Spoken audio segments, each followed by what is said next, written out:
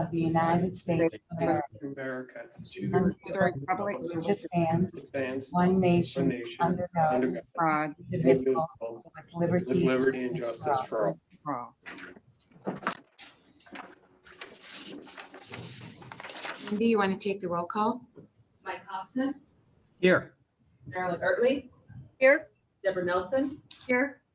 Don Banny, Here. Jan Schweddy, Here. Jessica Stickles, Here. Michelle Blythe. Here.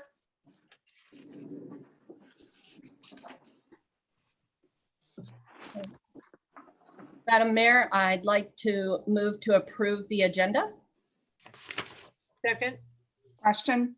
Okay, there was a motion to approve the agenda.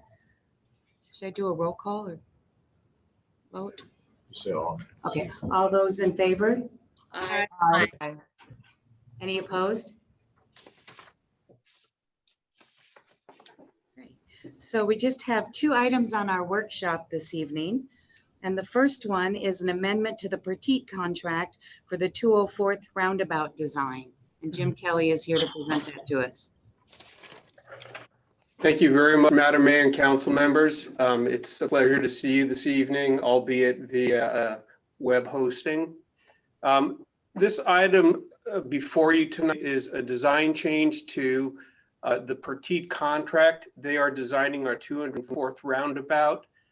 As we've been moving forward with the design, we've been having a few changes that came up that we had to spend additional funds on the design. There was some additional landscaping roundabout. There was a landscape wall that was designed for the roundabout. We elected to install rapid rectangular flashing beacons to help pedestrian crossing. We are also moving forward to do a traffic circulation study of what will be going on at the shopping plaza over on the north side of the intersection. And then there was also some additional utility coordination. We found a few water main that was previously unidentified, and also the storm sewer system out there is currently not properly constructed, and we need to do work to construct it properly. The total amount of the design change order is $29,630, and we do have that cost will be split over the grant and the transportation improvement fund. Thank you, Jim. We'll see if the council has any questions for you, and we'll do a roll call for that. Jessica? No questions at this time. Thank you. Dawn? No, none at this time. Thank you. Deborah? Yes, I do. So it sounds like, Jim, that these items were not identified at the beginning. They're additional as you've done your work, correct? That is correct, yes. So then with this design change and the increase in cost, do you have an idea of what the increase in cost for the construction, including these items, will be?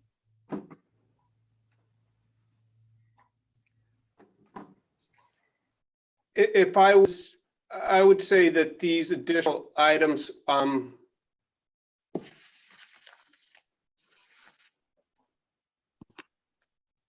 I guess what I'm just wondering is, are we staying somewhat within the grant that we received, or the utility coordination, yes, we are staying within the grant and the amount of funds that we put over to the side. The utility coordination will be picked up by the stormwater utility and the water utility. It was their utilities that were out there.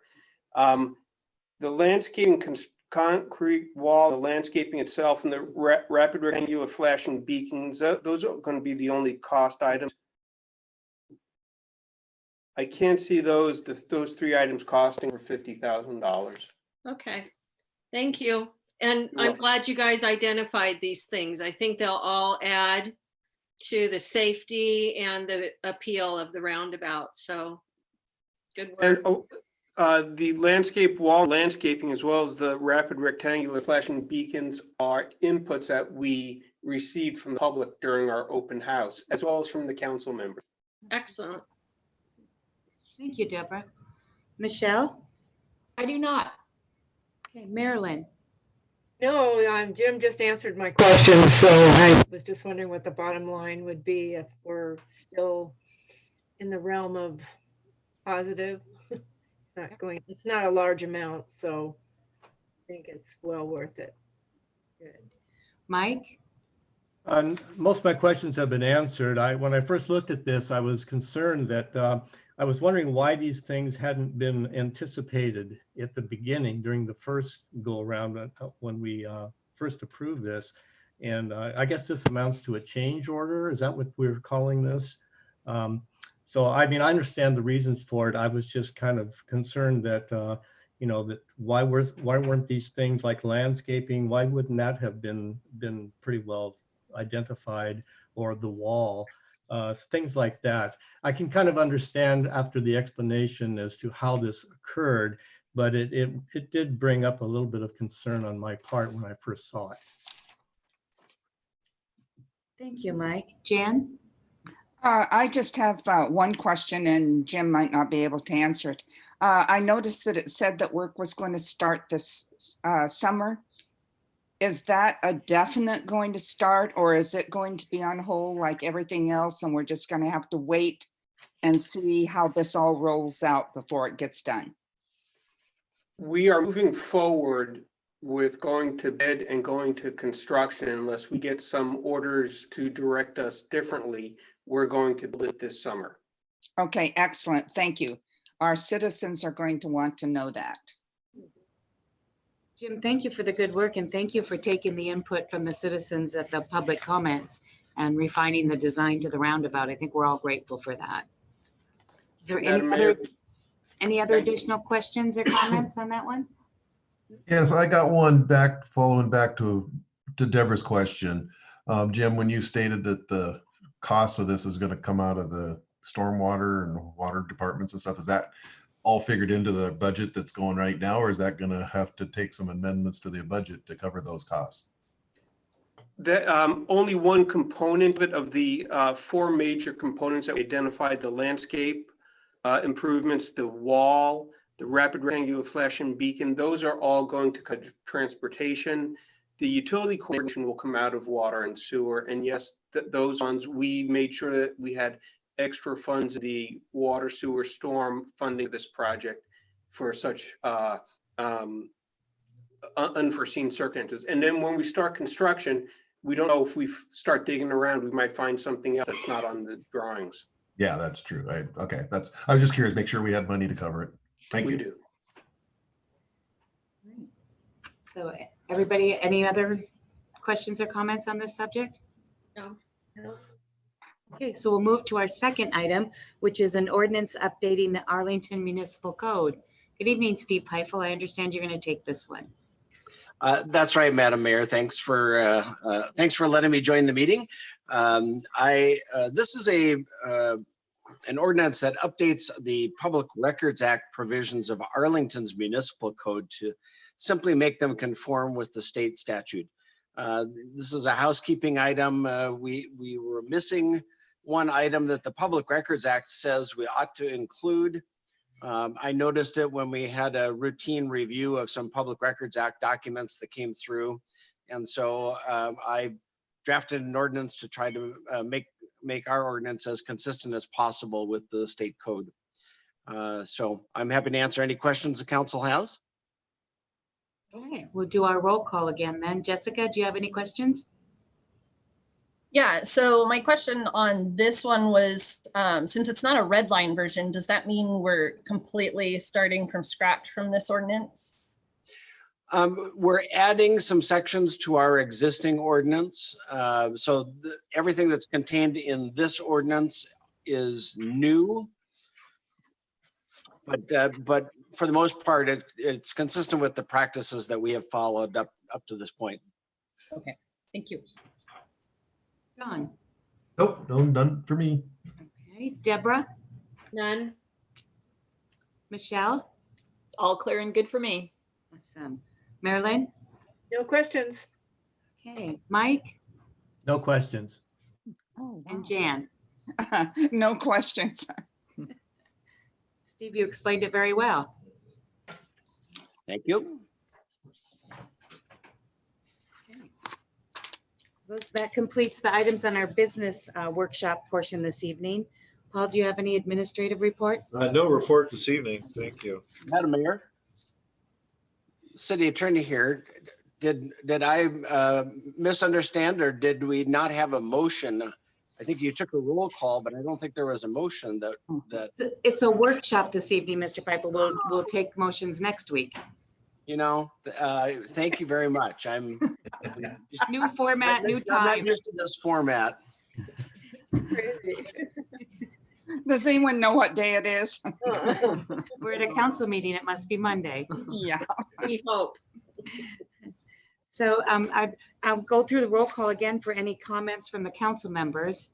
So Jessica?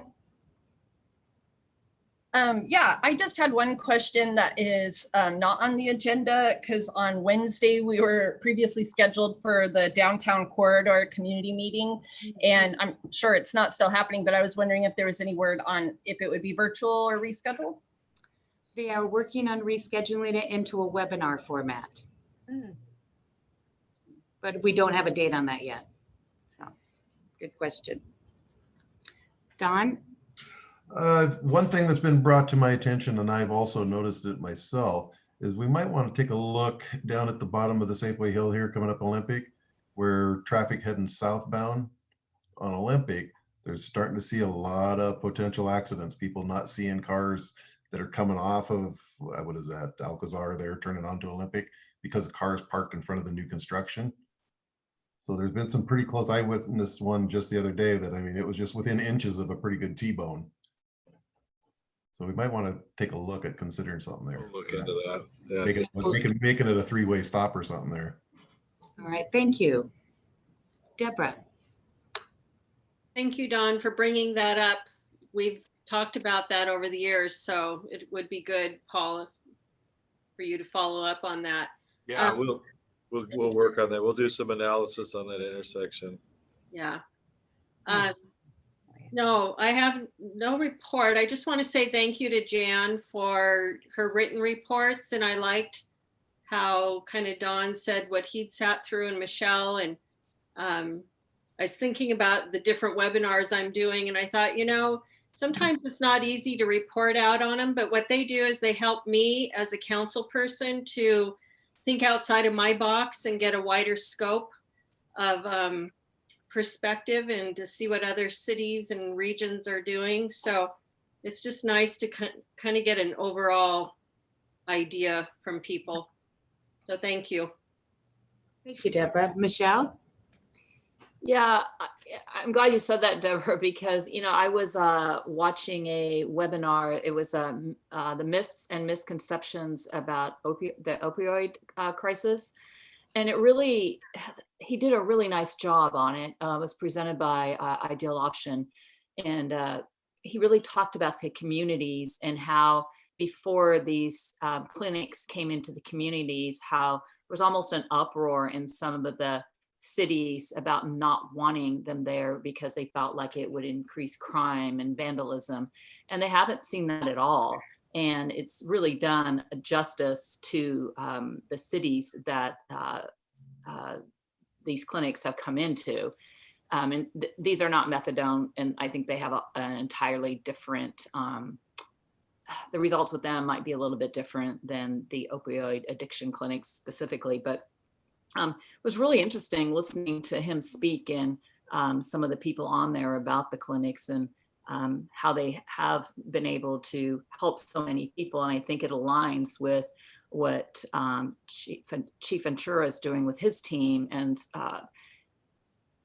them going out and really doing some social work. So it's so amazing to listen to it and listening to all the data on it and just how helpful it's been to different communities. And I may not need that as a council person, but I need that information as a person so I can better understand other people in our community. Thank you, Michelle. Marilyn? Yeah, on the comment from Don about the traffic situation at Olympic and I think that's Maple.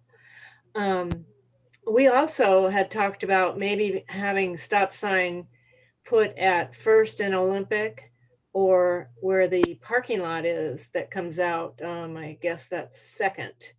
So I don't know if Paul, do you have any input on that because of the new development there and the traffic? Those were, yeah, some of that was on Jim's list to do analysis on, and I'll follow up with him and see where we're at. I know it's just all the projects have kind of weighed down, but these need to be a priority. So we'll, I'll get him back to work on that and I'll report back to council on that.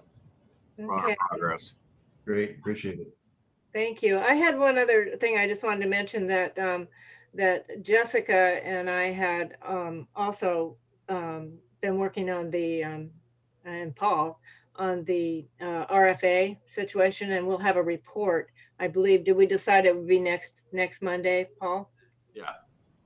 Yeah, we'll have it on the agenda for next Monday. We look forward to that. Thank you. Mike? Well, like the rest of you, I've been attending some webinars. I was into our finance director, Kristen Garcia's world for 4 days on the annual financial report webinar series. And I learned her world is quite complex with all the schedules and whatnot. Kind of like filling out a tax form with all your different schedules and whatnot. So that was very interesting. And it gave me a greater appreciation for the finance department. And also went to one called Tips for Writing City Code, which I found to be really interesting. And as I did my notes here, I noted 4 things. Have a purpose. I thought that was nice. What are you trying to achieve? And this one I took to heart. Developers build what the community wants. And then the last point was, in a related thing, is that we need to have a vision for our developers. And these are things that came out during that webinar series that I took particular note of, and I was very appreciative of that webinar series. So yeah, lots of time to do those kinds of things. Great. Jan? Like I said, I wrote mine all out because I had figures, wanted everybody to have it and read it. But I would like to thank Paul for his weekly update to the council that he started a couple of weeks ago. I know today I got online and I was going to send him an email because there were things that I wanted him to cover tonight, and darned if it wasn't all answered in that email. So I really appreciate the time you're taking to update us on those things. Yes. That's good. I'm sure Paul always is trying to hit the mark of what you need to know and what you should know. And so I appreciate that feedback. If there's anything that's missing, Definitely. let us know. We would happily rectify that. I have just a couple of announcements this evening. I'm happy to announce that we got a $10,000 grant for the Flex Fund. That came out of the Snohomish County Foundation's COVID-19 funds to ensure that we had enough money to work with the homeless during this period of time. But that's going to help Jonathan's outreach team tremendously. And Ken did a great job on reporting of what the needs were, and they funded it at the highest level. So pass on, Jonathan, our thanks to Officer Thomas for that. And then as we hear a lot of news about flattening the curve and where we're at in the trajectory of this pandemic, there's a lot of focus now turning towards what recovery looks like. And so I'm happy to announce both Jessica and I have been asked to sit on a North Snohomish County Economic Redevelopment panel, a task force, so as we can kind of report up to the county what it looks like for our businesses and our workforce to recover and what the needs might be in that and what would be the trajectory for that. So we're both very excited to start into that work. So we'll report back to you on that as well. And I would ask you if there's, well, first I'll let you know, no members of the public wish to speak this evening. And we only had 2 items on our agenda. Do you want them both on the consent agenda?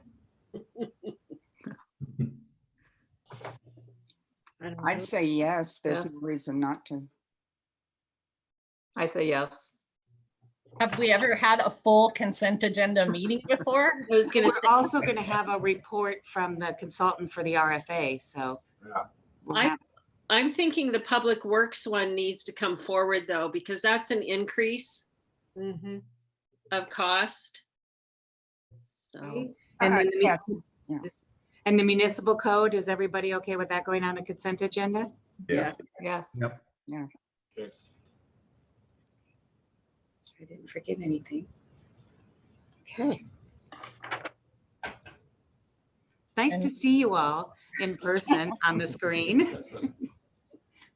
So since we don't have any executive sessions in Zoom mode, I move to adjourn. Second. Question? All those in favor? Aye. Aye. Meeting adjourned. Thank you, everyone who joined us this evening. Good night.